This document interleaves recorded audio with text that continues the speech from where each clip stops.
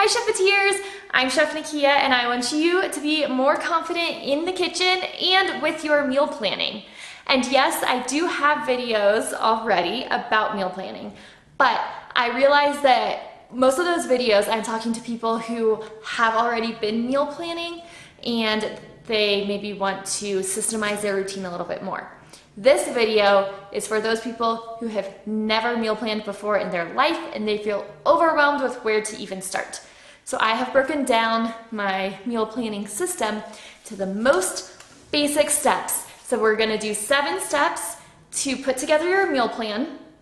And you may be thinking 7 steps sounds like a lot, but some of these go really quickly and I realize that's kind of what I've missed in some other times, is some of these steps feel very quick and I maybe didn't even explain them as well as I should have. So that's why I wanted to make this video for you today, so that if you've never meal planned before, you have a very clear system to follow. And this is what I use with my clients. This is what I take each of my clients through whenever I am helping them with meal planning. And then from this system, we customize it, personalize it to what's gonna work best in their life. This system is where I start with everybody. And why will I not stop talking about meal planning? Well, it's because if you have a very realistic and thoughtful meal plan, that helps you save time and mental energy and physical energy and stress for all of the parts of food preparation that follow. Because it starts with a meal plan, right? And then it's followed by grocery shopping and then prepping the components of your meals, cooking them, and then of course eating, which is the best part, but also cleaning up after them and then managing your leftovers. There are several more steps, but that starting with a really well thought through meal plan does help save time in everything that follows.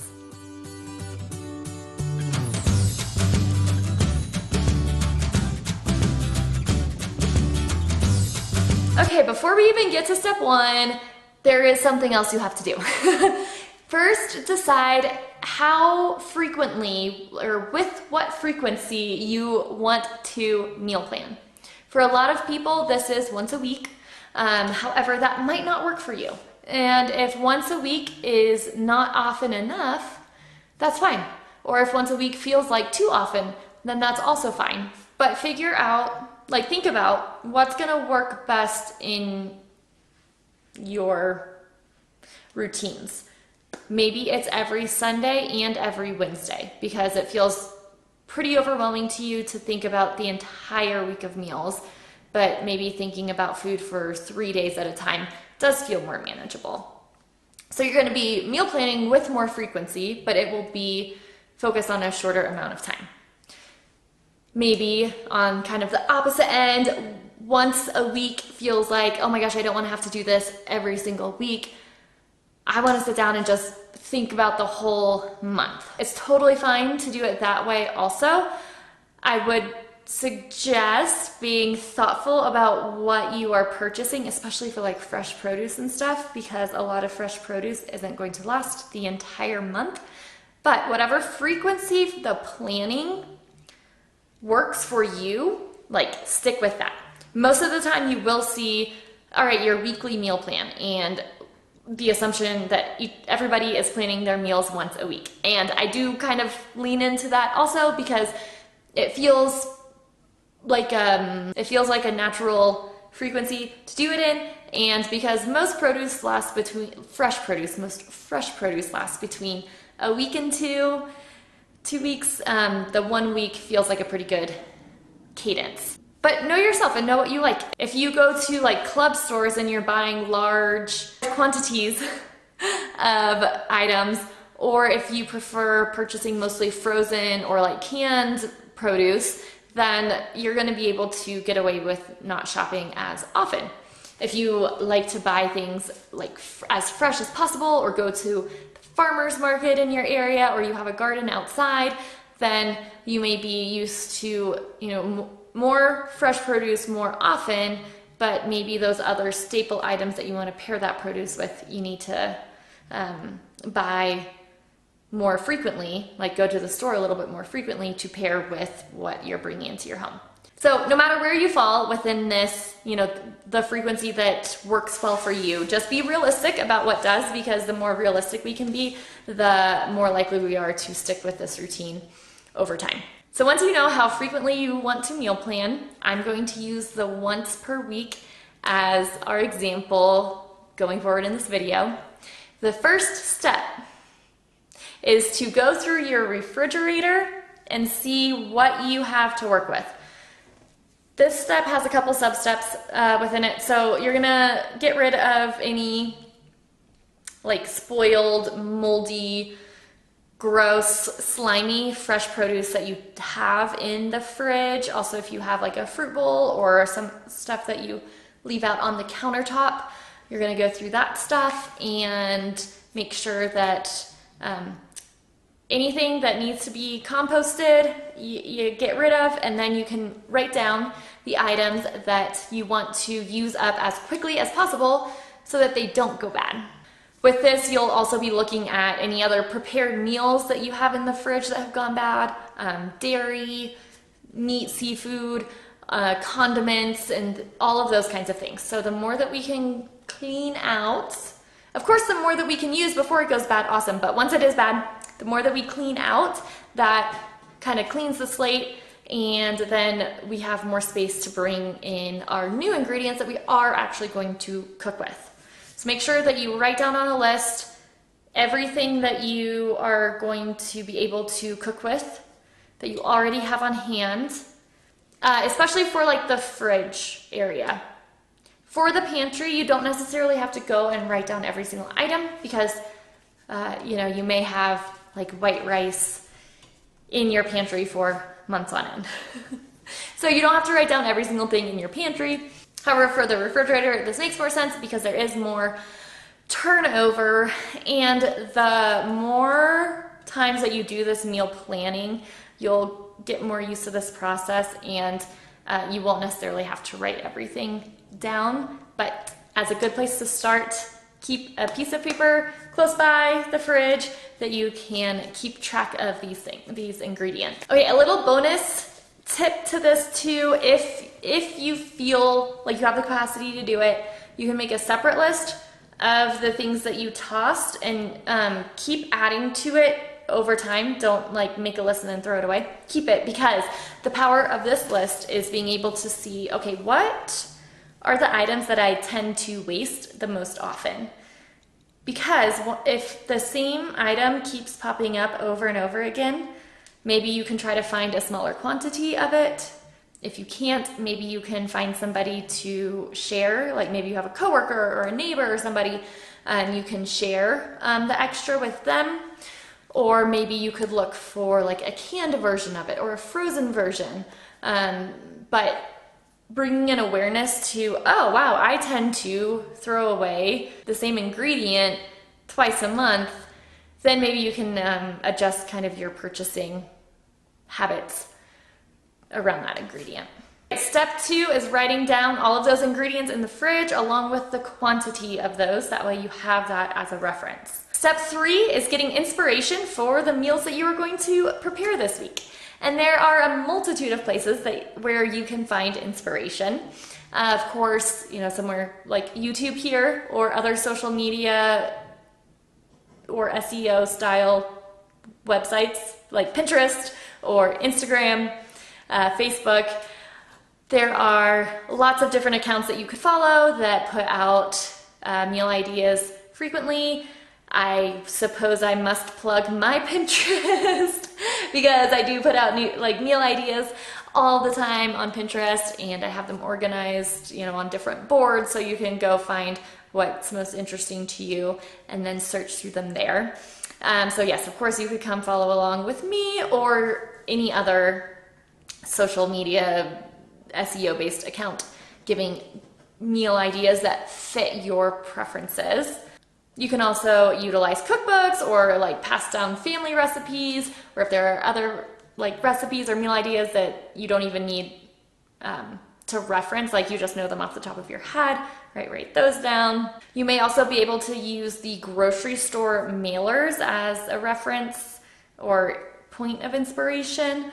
So these are, you know, those like newspaper ads, and it'll show the specials.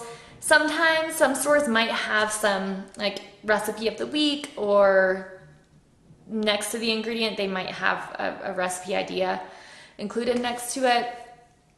Along with like cooking what's in season. That could be a great way to think up of maybe new-ish dishes, as you can think, oh, what's good what's like going to be the freshest produce, and then base your meals on that. I will say, over time, I have realized this, like finding meal inspiration, for some people, it's the most fun part and the part that they like really get excited about. And for other people, some people seem to have this feeling of like, just tell me what to cook. Like the mental energy that you put into finding meal inspiration just isn't very exciting for some people. And so I think sometimes people are just looking for anybody outside of themselves to tell them like what to eat. And I totally understand the wanting to save the mental energy part of that, but I will caution you to be careful and be selective about who is telling you what to eat or where you're getting this guidance from. What I, from time to time, see people doing is turning to like a diet tracking type app or site or whatever to just feed them meal ideas, recipes, and then they end up getting a little disillusioned with cooking and not necessarily enjoying their meals very much because maybe it's not really hitting their flavor and texture preferences. And after a while of maybe cooking similar meals that maybe aren't seasoned very well or not very creative, they feel like they're in a lull of cooking and it's just not as exciting anymore. So I just want to remind everybody, like, nobody knows your food preferences as well as you do. And I really caution you against going somewhere for meal ideas, especially like paying for something, but really going outside of yourself for meal ideas without first thinking like, okay, does this place where I'm getting this know anything about me or my preferences? And if the answer is no, then maybe question if those are really the meals you should be cooking for yourself. I really believe that it should be a give and take because there's so many dozens and dozens, actually hundreds of thousands of free recipes out there and free resources for, okay, what to cook. But if you're pulling from a resource that knows nothing about your own flavor preferences, you might end up pretty disappointed. So just keep that in mind. If you do get to this point of looking for meal inspiration and you feel pretty stuck, start from within and think about like what your own personal food preferences are, and then go from there, and don't just go from like, can I throw my money at somebody who will just throw some food ideas back without actually knowing me. I will link this short video I have about your favorite foods inventory. This is one of my favorite ways, especially for people who are like getting to know their palates. And in these kind of beginning stages of meal planning and food preparation, you know, maybe you're living in your first apartment or something like that. This favorite foods inventory is a great way to bring some more consciousness and awareness around what do you actually really enjoy eating. All right, now step number 4 is going to be to fill out your meal planning guide with those recipes and meal ideas that you got from your meal inspiration part of meal planning. Your meal planning guide can be on paper. If you want mine, it'll be a link in the description box. You can download the PDF and then like edit it yourself, or you can print it out and write on it. You could also use, you know, pages in your planner if you have a paper planner still. If you have a family command center, like a cork board or chalkboard sort of setup, you could have the meal plan there. You could also use digital options, so like a shared document. This is especially helpful if you are trying to meal plan with a partner. But whatever you choose to use, Just be sure to stay consistent with it, at least for a couple months, because if you are constantly jumping from one tool to another and trying to figure out which one will work for you, none of them may fit because you haven't given them enough time to really get comfortable with them. So choose a tool, use it for some time, really understand if this is working for you, and enough where you can say, I like it because of this reason and that reason, and I don't like it because of these very specific reasons. And then those very specific reasons can guide you to the next tool that you want to try out, and then try that one for a couple months. And maybe it fits well, and if it doesn't, then you have those reasons and that intention whenever you look for the next one. At this point in the process, we are going to have our list of ingredients in the refrigerator that we want to use up soon, along with the quantities. We will have the recipes of the meals that we are planning to cook this week, and then our meal planning guide with those plotted into, the days and the meal time on the day that we're going to cook each of these recipes. So now step number 5 is comparing what we have on hand with what we need for the recipe and making a shopping list out of whatever is missing. So this is where you'll then go start checking your pantry to see what kind of ingredients you have in there for the recipes. Why I recommend doing it this way instead of that big long list from the pantry and then look at your recipes. I want you to first look at the recipe and then go look for that specific ingredient in the pantry, because we can have so many items in our pantry, and chances are each recipe that you are going to follow will have 5 or fewer pantry items in them. So it's going to go so much quicker to reference the recipe to the pantry and not the other way around. With the freezer, I recommend this process too of looking at the recipe and then going to the freezer. I recommend that you also wait until this step to go through the freezer, because you don't want to allow things to thaw as you're searching through for everything. Also, it's pretty unlikely that your recipes are going to use a ton of the frozen items that you have. So it'll be one or less would be my guess for most recipes. So pantry and freezer are really the areas that you want to focus on here to figure out exactly what other ingredients you have on hand. So anything that you are missing, and whether that's missing entirely or you won't have enough on hand for what the recipe calls for, you are going to add all of those items onto your grocery shopping list. And again, this can be physical or this can be digital. And I recommend that you organize your shopping list by department and by the route that you normally take through the grocery store. And if you're still getting used to, maybe you just moved to a new place and you're going to a new grocery store, or you're checking out a couple different ones, not sure which one you're going to go to, so you don't know for sure the route, you can at least do it by department. And then as you get more familiar with your normal route, because whenever we go to a grocery store, most of us will typically kind of take the same path. I almost always do fresh produce, and then the deli area, bakery, the meat and seafood counter, and then from there it'll be condiments and bulk foods, breakfast items, and then eventually making my way over to the freezer area and maybe eggs and stuff like that. So I would put my shopping list in that order. That way, as I am going through in the grocery store, it's going to be way more convenient to check stuff off.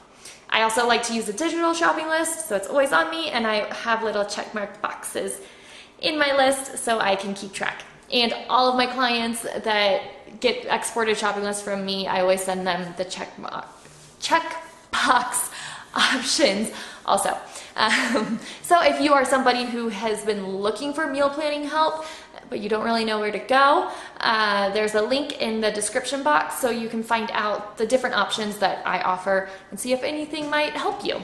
And lastly, step number 7, our last step for our meal planning 101. Once you have this meal plan guide and grocery store list, if they are both physical copies, keep those somewhere physically very visible. If they are both digital options, have shortcuts and things on your like phone and or computer that make them very easy to access. Whatever type of tool you're using for meal planning, just make sure it's super visible and easy to access. That way you will remember to use it.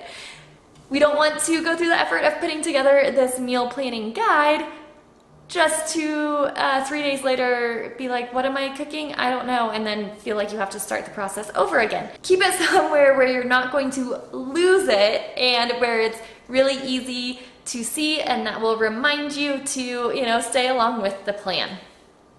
I will say that life never goes exactly according to plan, and so yes, there are going to be times that even though you've put this thought and time into this meal planning guide, you might not follow it exactly, and that is completely fine.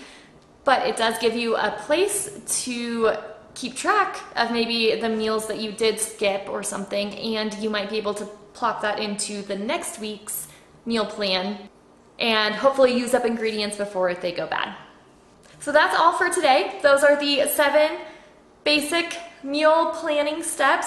If you are not somebody who typically meal plans, but it's something that you want to do and you've just kind of felt overwhelmed with, okay, how do I even start? What does this process look like? I hope that these 7 steps have broken it down to a very digestible, yes, all of these puns are very much intended, a very digestible system and routine that you can add into, your weekly or monthly schedules. Let me know below if you found this helpful. If you have any questions, if there's anything that you want me to describe more thoroughly, I will link here a video for the next step in this meal planning, food preparation process. And if at any point there are steps along the way that you want me to break down further for you, please ask, because these are things that they don't teach us in school.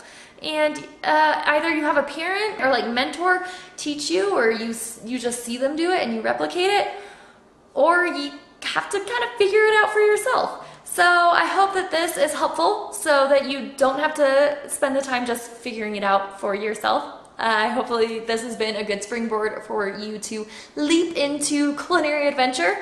And I would love to help you with any other questions and things that you have as you are starting your journey into cooking for yourself at home more. These are the types of topics that I love talking about here, so if you aren't already, be sure to subscribe to this channel, and I will put on new videos every other Wednesday.